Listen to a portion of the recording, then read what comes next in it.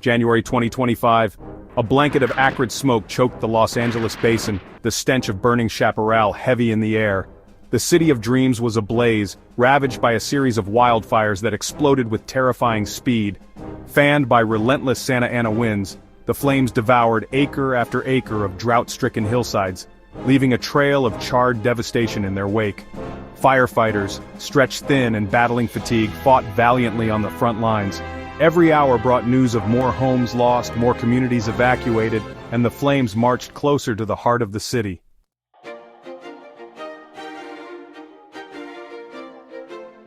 With resources stretched thin and the fire showing no signs of abating, Los Angeles made a desperate call for help. Canada, a nation renowned for its expertise in battling wildfires, mobilized its elite aerial firefighting force, the water bombers. These weren't just any planes, they were massive, purpose-built machines designed to combat infernos.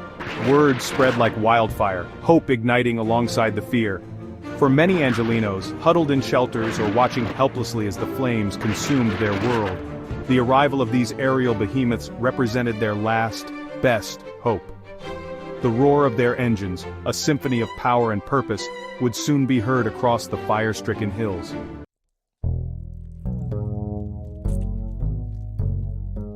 Across the vast expanse of Canada, from the towering boreal forests of Ontario to the rugged mountains of British Columbia, a unique breed of firefighters stands ready. They are the pilots and crews of the Canadian water bombers, an elite aerial firefighting force known for their skill, courage, and unwavering dedication. Their aircraft, often painted in the distinctive red and white livery of the Canadian flag, are a familiar sight in the skies above Canada's wilderness, where wildfires are an annual threat. These airborne firefighters are no strangers to international duty, often called upon to lend their expertise and formidable aircraft to countries around the world battling infernos. The most iconic of these aerial warriors is the Bombardier 415, a twin-engine turboprop aircraft renowned for its ruggedness, maneuverability, and impressive payload capacity. Affectionately nicknamed the Super Scooper, the 415 can carry over 1,600 gallons of water, equivalent to the capacity of a fire truck, and deliver it with pinpoint accuracy.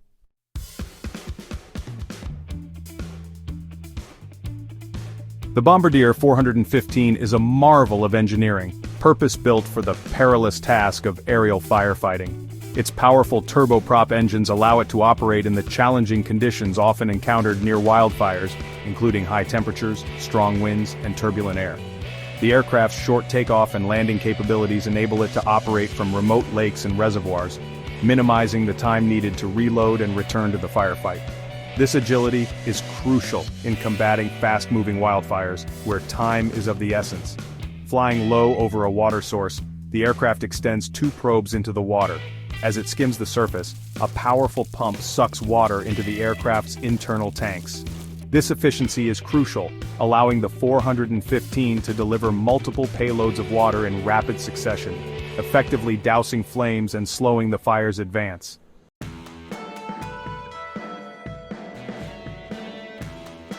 When the call for help came from Los Angeles, the Canadian water bomber crews were ready. Within hours, they were airborne, their massive aircraft thundering southward through the night sky. The journey from Canada to Southern California was long, a testament to the commitment and sense of duty that drives these aerial firefighters. Every minute counted, every mile bringing them closer to a city in crisis. For the pilots, the flight was a mix of routine and anticipation. As they approached the Los Angeles basin, the glow of the fires became visible on the horizon, a grim reminder of the task ahead.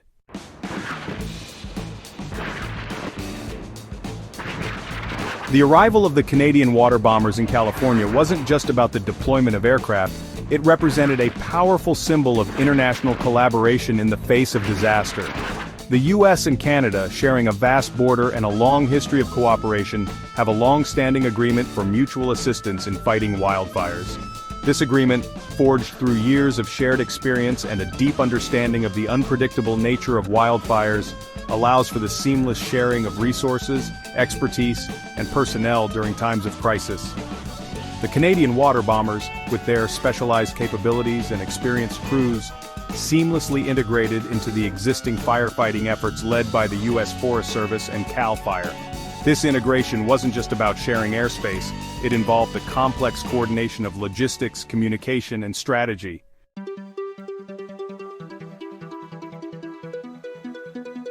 Coordinating the aerial assault on the LA fires was a complex ballet of logistics and expertise. US and Canadian fire officials worked side by side, sharing information and resources to maximize the effectiveness of the firefighting efforts. Detailed maps of the fire lines, constantly updated with the latest satellite imagery and ground reports, were pored over, strategies debated, and targets prioritized. The Canadian water bombers, with their ability to deliver massive payloads of water with pinpoint accuracy, were a key asset in this aerial assault. The roar of their engines as they swooped low over the fire lines, a sound both terrifying and reassuring, became a familiar soundtrack to the firefight.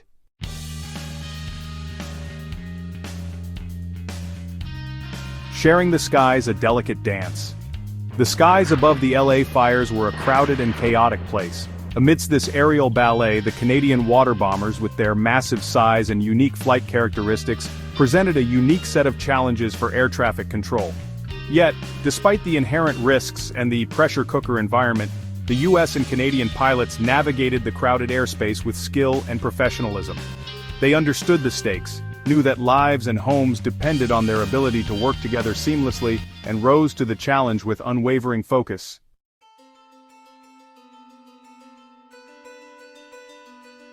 The success of the aerial firefighting efforts hinged not only on the skill of the pilots and the capabilities of the aircraft, but also on the tireless work of the ground crews who provided essential logistical support. Fuel trucks, water tenders, and maintenance crews worked around the clock, ensuring that the water bombers were ready to fly mission after mission. Each landing was a carefully choreographed dance, with ground crews rushing to refuel and service the aircraft, while pilots consulted with fire officials about the next target. Water sources had to be identified and secured, their suitability for scooping operations carefully assessed.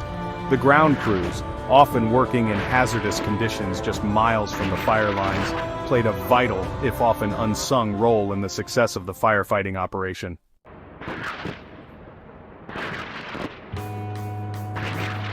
The roar of the turboprop engines was deafening, a constant companion as Captain Marie LaSalle guided her Bombardier 415 through the smoke-filled skies above the LA fires.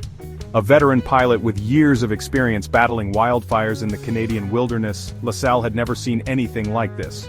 The sheer scale of the Inferno, the ferocity with which it consumed everything in its path, was both awe-inspiring and terrifying.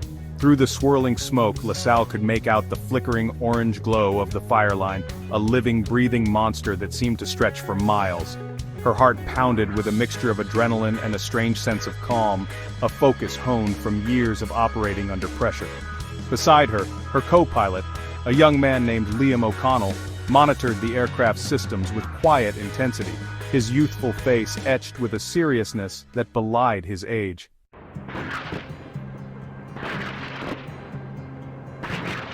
Section 2. A Canadian in California, fighting fire with a familiar foe. Liam O'Connell had only been flying with the water bomber squadron for a few years, but he had already witnessed his fair share of destruction. Growing up in a small town nestled in the heart of British Columbia's vast forests, he had seen firsthand the devastating power of wildfires. So when the call came to deploy to California, he felt a personal connection to the mission, a sense of duty to help those facing a threat he knew all too well. The landscape of Southern California, with its arid hillsides and dense chaparral, was a far cry from the towering pines and rugged mountains of his home province. Yet the behavior of the fire, the way it devoured everything in its path with relentless hunger, felt eerily familiar.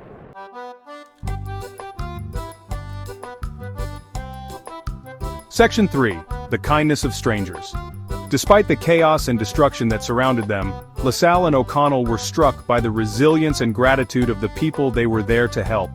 Every time they landed their water bomber at a makeshift airfield, they were greeted with cheers and thumbs up from weary firefighters and grateful residents.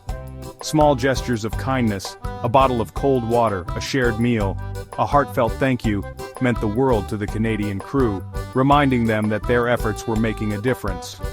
One encounter in particular stayed with LaSalle. After a particularly grueling day battling the flames, she she and O'Connell were walking back to their aircraft when they were approached by a young girl, no more than 10 years old. Her face was smudged with soot, her eyes red from smoke and tears, but her voice was steady as she spoke. "Thank you for saving our home," she said, her voice barely a whisper.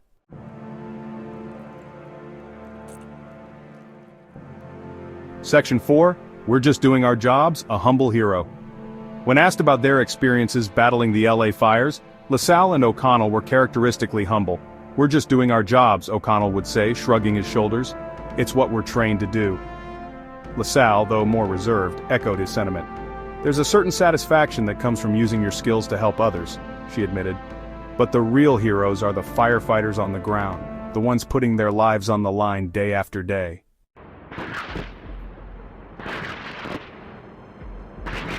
Even for machines as powerful as the Canadian water bombers, the LA fires presented a formidable adversary. The terrain, a patchwork of steep canyons and densely vegetated hillsides, made navigating the aircraft a treacherous endeavor.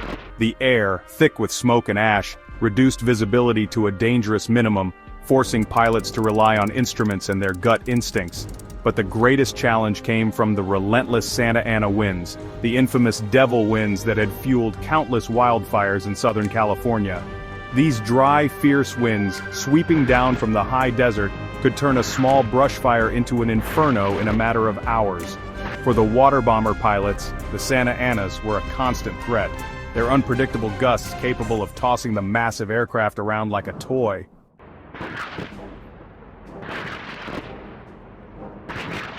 The Canadian water bombers, with their ability to scoop water from relatively small bodies of water, offered a tactical advantage in the fight against the Los Angeles fires. But even with this flexibility, ensuring a constant supply of water for the thirsty aircraft proved a logistical nightmare. The drought that had gripped California for years had shrunk lakes and reservoirs to a fraction of their normal size, leaving few suitable scooping sites within easy reach of the fire lines. Delays in refueling, even those measured in minutes, could have serious consequences, allowing the fire to jump containment lines or threaten new communities.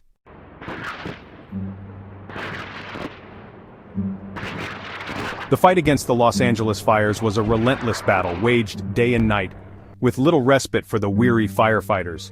The Canadian water bomber crews, operating on a tight rotation, flew mission after mission, their bodies and minds pushed to the limit.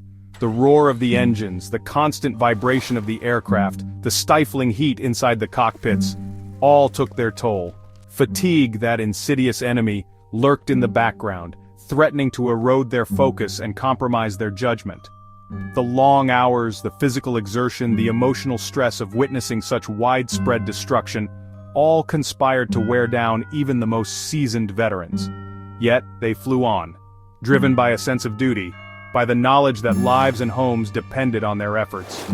They knew that every water drop, every successful mission, represented a small victory in a larger battle, a glimmer of hope in the midst of the inferno.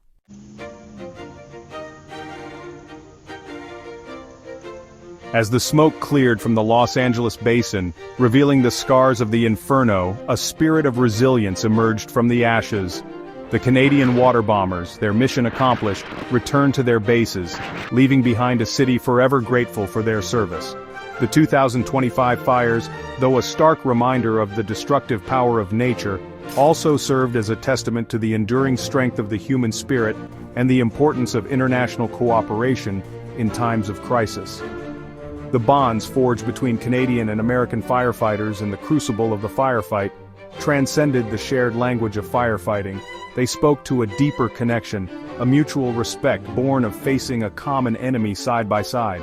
The Canadians, with their quiet competence and unwavering dedication, had earned the admiration of their American counterparts and the gratitude of a city forever marked by their bravery.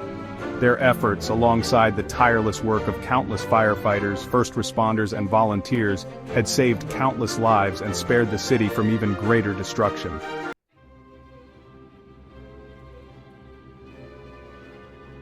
The 2025 Los Angeles fires served as a stark reminder of the increasing threat posed by wildfires in a world grappling with climate change. As temperatures rise and droughts become more frequent and severe, the conditions that fuel these infernos are only likely to worsen. Yet, amidst the ashes of destruction, there is hope. The international response to the Los Angeles fires, exemplified by the seamless collaboration between U.S. and Canadian fire services, offers a blueprint for future disaster management. The courage and skill of the Canadian water bomber crews, their willingness to fly into harm's way to protect a city thousands of miles from their homes, represent the very best of humanity. Their actions serve as a beacon of hope, a reminder that even in the face of overwhelming challenges, we are not alone. As the world confronts the growing threat of climate-related disasters, the spirit of international cooperation, embodied by the wings of those Canadian water bombers, will be more important than ever.